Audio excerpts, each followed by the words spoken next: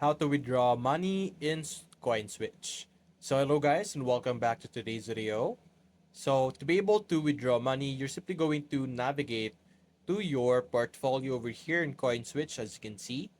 And what you're going to select is your wallet. So simply select wallet option over here. And over here, you should be able to check out your current balance, how much balance you currently have.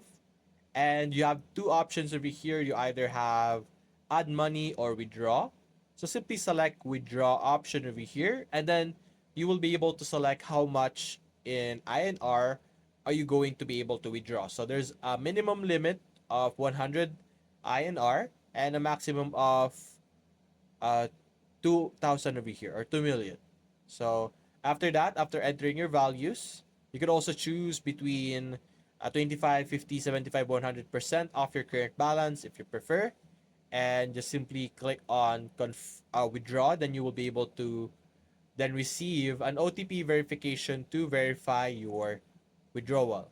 So that's basically it, guys. If you enjoyed this video, leave a like and subscribe. Thanks for watching.